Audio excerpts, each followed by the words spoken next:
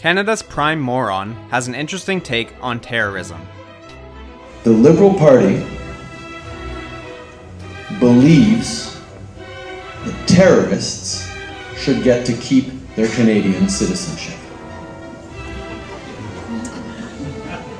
Because I do.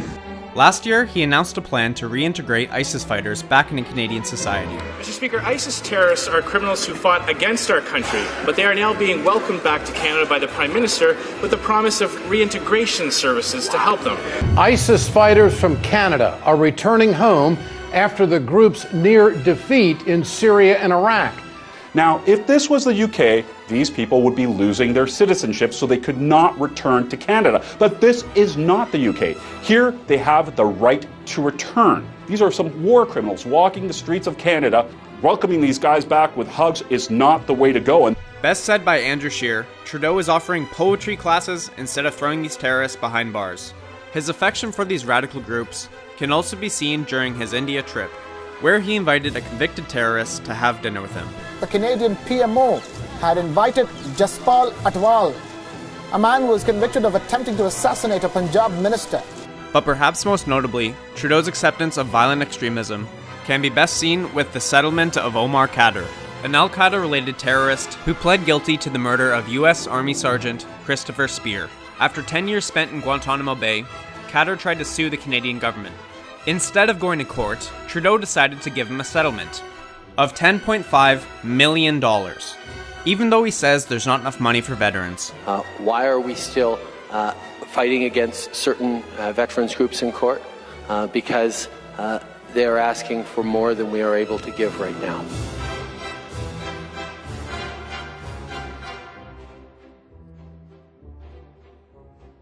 Many Canadians don't realize that Trudeau is a puppet for the rich, but this shouldn't be surprising, as donations have been flooding into the Trudeau Foundation since he was elected in 2015, mostly from rich foreigners. One of Trudeau's signature political plays is to hold cash for access events. The Prime Minister was hammered with questions about integrity. When did money become more important than the integrity of his office? The cash for access controversy is about fundraisers held in private homes with donors paying as much as $1,500 for a chance to meet Trudeau. Wealthy business people got direct access to him and some of his ministers. The Prime Minister admits he is lobbied at these things, but says not influenced. The Prime Minister's own guidelines say there should be no preferential access to government or appearance of preferential access because individuals have made financial contributions. Well, so much for that, Mr. Speaker. To billionaire Chinese communists, how can Canadians trust any of his ethical standards? Yet the Prime Minister himself hosted a cash for access event with Chinese billionaires. Two of those billionaires then made a $1 million donation to the Trudeau Foundation a week later.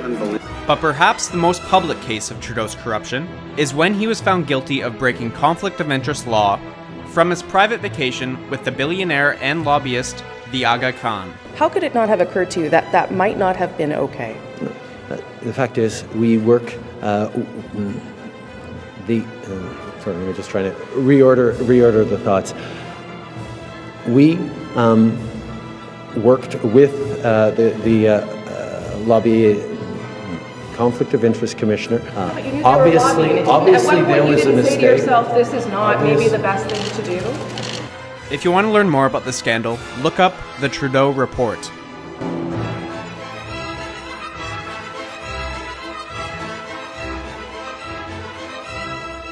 One of the least talked about, but possibly the most damaging thing Trudeau has done as Prime Minister, is the Canadian Infrastructure Bank. More specifically, something that the bank does called loan guarantees. This borderline criminal practice can be best explained by the gem himself, Pierre Poilievre. Now, what are loan guarantees? I can tell you they are a fantastic instrument for the person being guaranteed. They mean that that person can make risky investments that could produce profits for him or her, but that if money is lost, the investor is guaranteed against those losses. In layman's terms, this means that if an investor built a project in Canada, but the investor lost money while building the project, its losses will be covered in full by the Canadian Infrastructure Bank, which gets its money from the Canadian taxpayer. Put even more simply, what loan guarantees do is ensure that the entire reward will go towards the rich investor, but the entirety of the risk will be placed on the shoulder of the taxpayer. Loan guarantees that ensure that potentially profitable projects, if they go wrong, will end up costing Canadian taxpayers a fortune. Why is the government taking billions of dollars of risk off the shoulders of wealthy billionaires and putting it onto the backs of Canadian taxpayers? That is an excellent question, Pierre.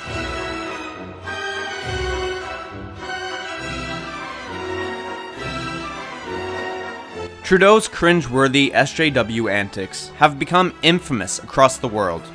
From people kind not mankind, to when he played Mr. Dress-Up in India, and to when he called a French woman a racist for asking questions about illegal immigration. All these cases show that Trudeau cares more about his public appearance than he does his actual political results. But we don't. So let's take a look at Trudeau's SJW political record. Canada, our neighbor to the north, has just passed a law giving the government power to take children away from their families if the parents do not accept the child's chosen gender identity. It basically makes it a form of child abuse. Ontario has now passed a law that would allow the government to invade your home and strip you of your child if your little Billy comes home from school one day and announces he's little Sally, and if you have the temerity to tell him that he is not in fact Sally. To remove a child from the home because the government disagrees with basic biology is beyond the pale of the reasonable. New moves on gender and tolerance issues were met by a head-shaking, eye-rolling, derision-snorting reaction from a public fed up with the excess of it all. The message finally seems to be getting through. Justin Trudeau has become so identified with kumbaya, people-kind priorities that he's lost the appearance of leading a serious government. Trudeau's heavily costumed India tour with a cast of Indo-Canadian MPs in tow, minus his white foreign affairs minister, which was visual confirmation of a prime minister who valued symbols over deliverables. And then that bizarre Service Canada decree to ban gender-specific terms like father or mother or Mr. or Mrs. from all telephone communications had the government doing backflips to insist the policy had been refined. Other SJW legislation includes Bill C-16, the compelled speech law. When you hear that this is a free speech issue, that you hear Professor Peterson in this case essentially saying that he doesn't want to be legislated to adopt new language. Yeah, well, kindness is the excuse that social justice warriors use when they want to exercise control over what other people think and say. All of Trudeau's politically correct antics has empowered radical left-wing groups such as Antifa, who often resort to violence when meeting people with different opinions. But we can't be politically correct all the time, right, JT? Because according to liberal doctrine, this is cultural appropriation. Now that's not PC.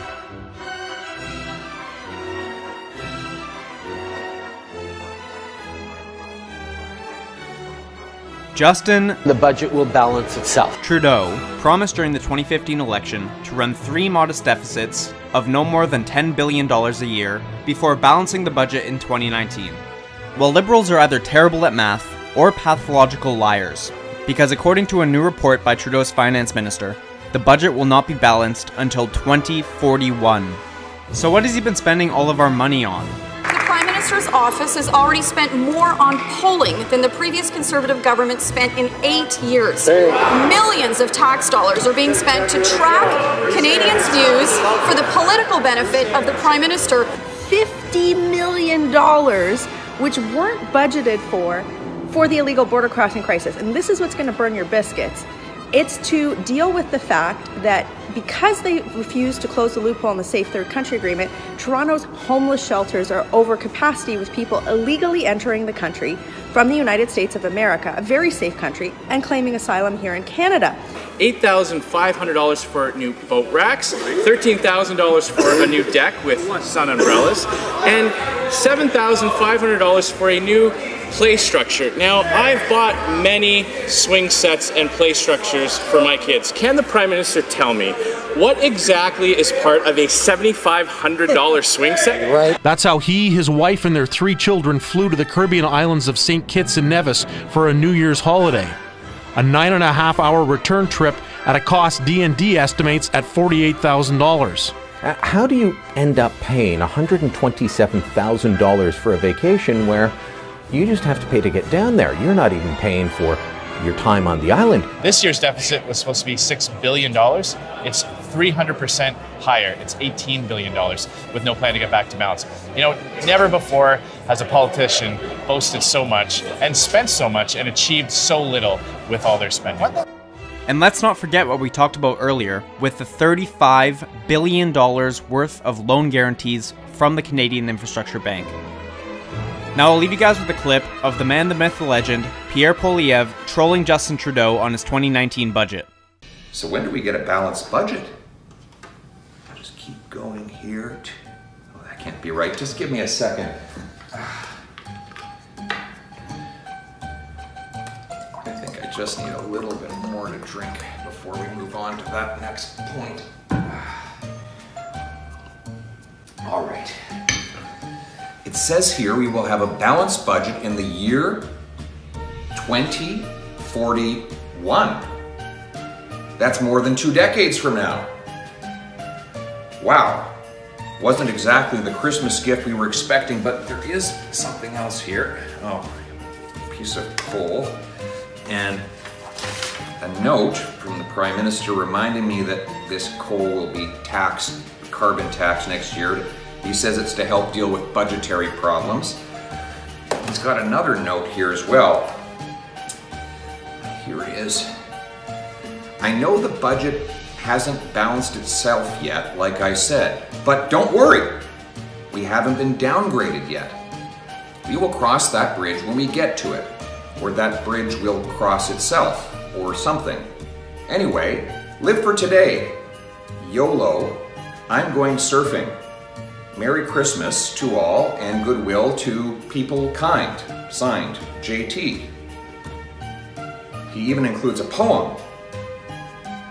Spend more than one has and borrow the rest. Living off others has been the best. So let's spend your tomorrow on my today and leave the debts for others to pay.